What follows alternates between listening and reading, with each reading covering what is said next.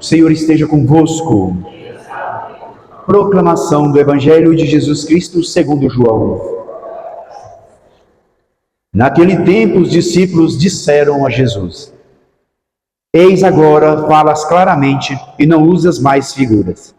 Agora sabemos que conheces tudo e que não precisas de alguém que te interrogue. Por isso, cremos que viestes da parte de Deus.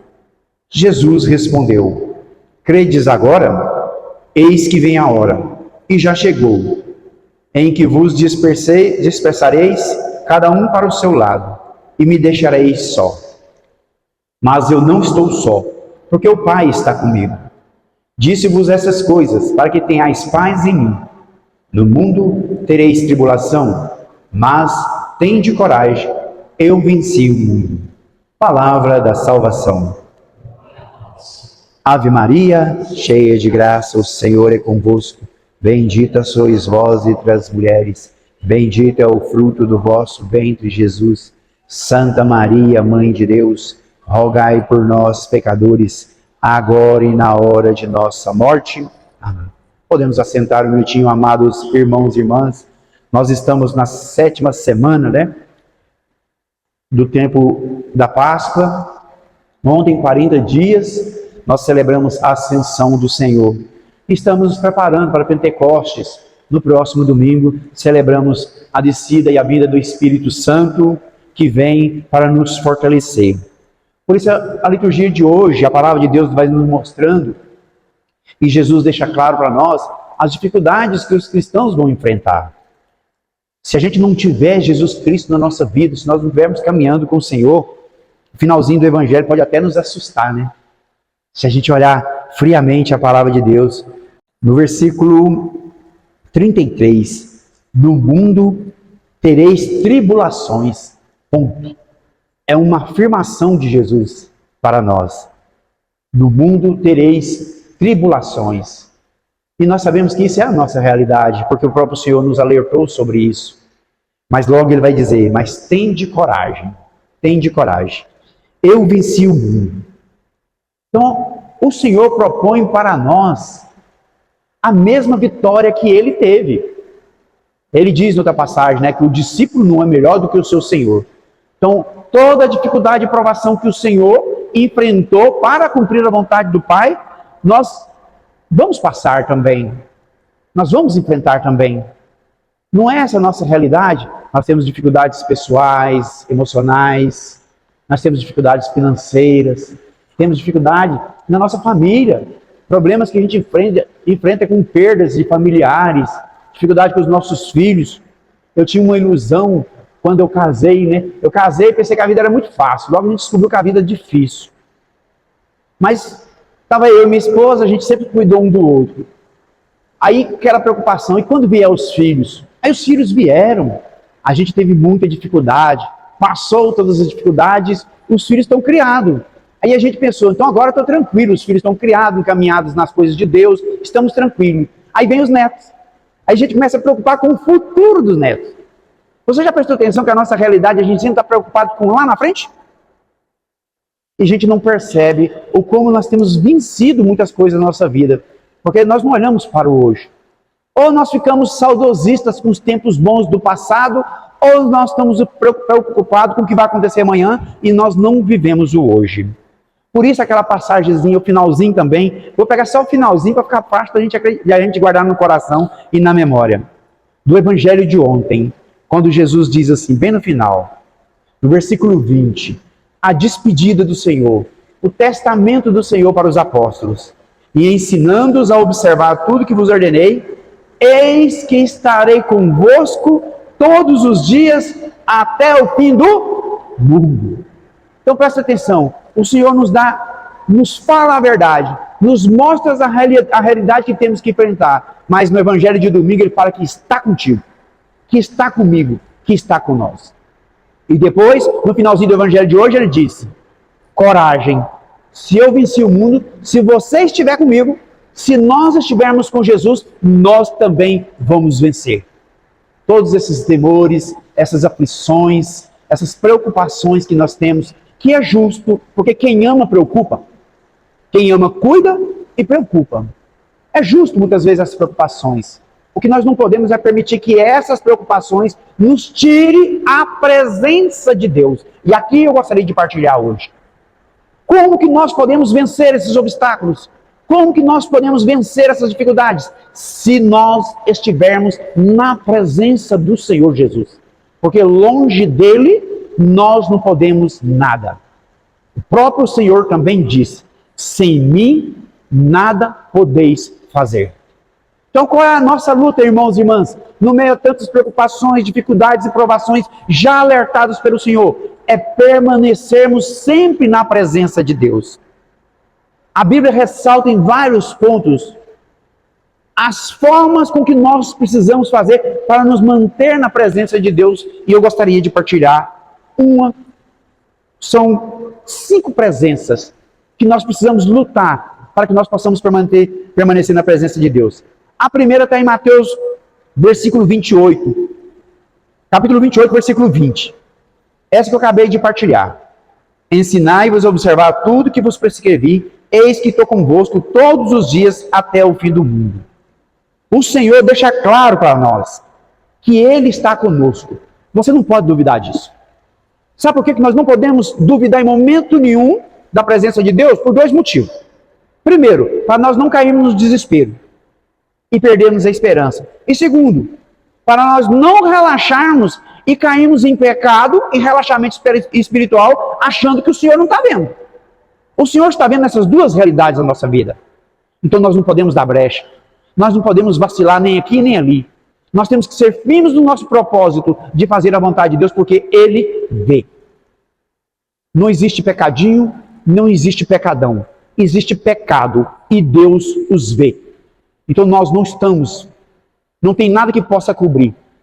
Nem a ausência de pessoa ao seu lado, nem escondidinho no teu quarto, nem longe da tua comunidade, onde ninguém te conhece. Deus vê tudo. E nós precisamos entender essa presença do Senhor de forma global. Ele sabe da nossa vida. Então nós precisamos nos preocupar. Precisamos ficar atento com isso, para não cedermos em circunstância nenhuma ao pecado. E a segunda é essa. Se nós lembrarmos bem que Jesus está ao nosso lado em todo tempo e todo momento, porque é uma promessa dele, aconteça o que acontecer, nós não estamos só. A segunda, a presença de Jesus por meio da oração e na vivência comunitária. Mateus capítulo 18, versículo 20. Porque onde 2 ou 3 estão reunidos em meu nome, aí eu estou no meio deles. Amados irmãos e irmãs, na vida de oração, na experiência de oração, é experimentar a presença do próprio Senhor. E a oração ela é feita de forma individual, na nossa vida particular, na nossa oração pessoal, e ela é feita também, ela é vivida, ela é experimentada de forma comunitária, no nosso grupo de oração, na pastoral e movimento que você partilha, na igreja, principalmente na Santa Missa. Então nós precisamos experimentar o Senhor dessa forma, na vivência comunitária, sabendo que o Senhor, se colocar em oração, o Senhor está no nosso meio. O Senhor sempre vai estar conosco. A terceira, a presença pela comunhão absoluta. São João capítulo 15, versículo 4. A palavra diz assim: permanecei em mim e eu permanecerei em vós. Como o ramo não pode dar fruto por si mesmo, sem permanecer na videira, assim também vós, se não permanecerdes em mim. Nós não somos capazes de fazer nada de bom por nós mesmos. Não somos capazes de amar por nós mesmos. Não somos capazes de perdoar por nós mesmos. Não somos capazes de pedir perdão por nós mesmos. Não somos capazes de fazer a caridade por nós mesmos. Porque tudo isso é a ação de Deus na nossa vida. E como que nós somos capazes de realizar tudo isso? Se nós estivermos ligados verdadeiramente em Jesus Cristo. Ele garante a sua presença, não apenas individual, mas manifesta de forma viva na união com a igreja. Nós permanecemos ligados a Cristo.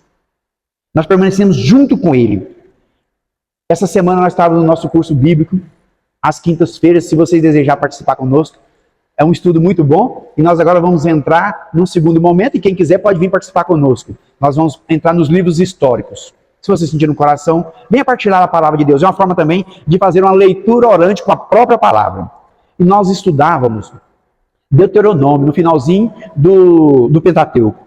No versículo 6, capítulo 6, versículo 4 e 7, a palavra diz assim, ó: os mandamentos que eu hoje te dou serão gravados em teu coração. Tu os inculcarás a teus filhos, e deles falará, seja deitado em tua casa, seja andando pelo caminho, ao te deitares ou ao te levantares. Olha tanto que a palavra é importante para nós. Nós, muitas vezes, queremos relacionar momentos e horas a qual nós vamos estar com o Senhor. E nós, muitas vezes, queremos ser pessoas seletivas. Ah, aqui não.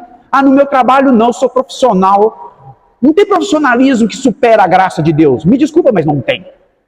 Você pode ser profissional e você deve ser profissional. Mas o quanto aquilo que você sabe, aquilo que você pode crescer e pode produzir mais frutos, se tudo isso for realizado na graça de Deus. Então, o que diz o Deuteronômio? Em todo tempo, todo momento, quando você levantar, quando você deitar, quando você estiver caminhando na sua academia, na sua caminhada de manhã, no seu trabalho, no seu almoço, na sua janta, no seu descanso, devemos estar ligados a Cristo. Devemos estar ligados nessa videira, porque nós não podemos fazer nada de bom por nós mesmos, mas só em Jesus. A quarta forma de nós permanecermos ligados na presença do Senhor, para não perdermos a esperança e nem cedermos ao pecado. A quarta é a presença real de Jesus Cristo na Eucaristia. João 6, 52 e 59. Quem come a minha carne e bebe meu sangue, permanece em mim e eu nele. Então, amados irmãos e irmãs, a vivência sacramental é importantíssima, é fundamental, porque aí se cumpre principalmente essa promessa de Jesus, do finalzinho do Evangelho de ontem. Eis que estarei convosco até o fim. Isso se cumpre de forma sacramental, principalmente na Eucaristia.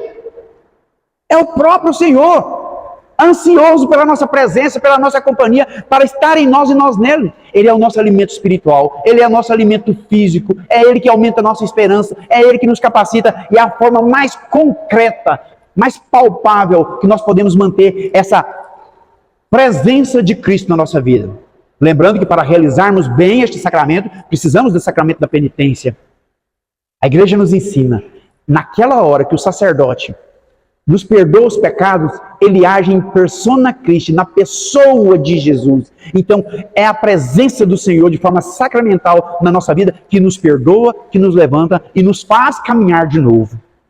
A quinta e última, para nós terminarmos. A presença através do Espírito Santo. Estamos caminhando para Pentecoste. Amados irmãos e irmãs, nós falamos na última celebração da palavra, na segunda-feira, que o Espírito Santo é um Deus muitas vezes desconhecido para muitas pessoas. Vocês viram na primeira leitura de hoje, quando São Paulo pergunta para eles, vocês receberam o Espírito Santo? O que eles respondem? Mas nunca nos falaram desse Espírito Santo? Ele fala, então vou explicar para vocês. E a palavra fala, ele impõe as mãos e eles recebem o Espírito Santo. Todos nós batizados, todos nós crismados, temos o Espírito Santo em nós.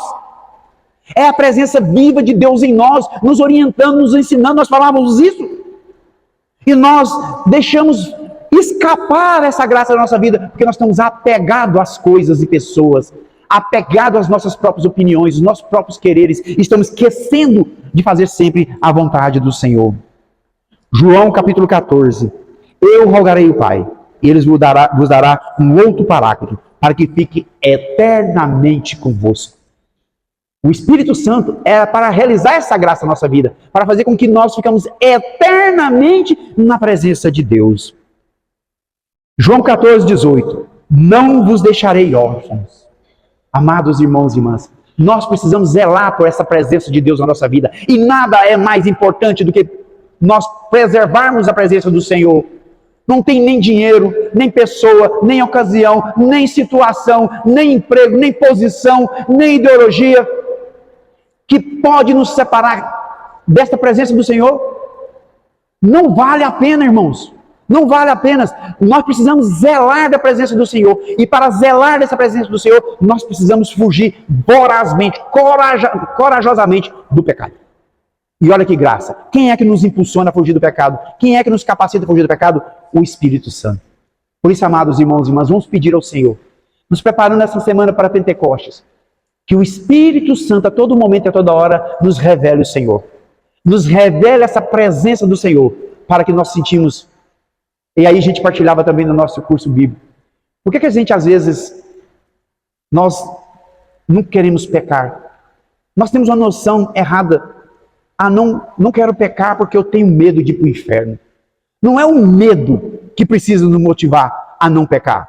Se bem que um pouquinho de medo faz bem para tudo, né? Mas não pode ser o medo. Precisa ser o amor a Deus.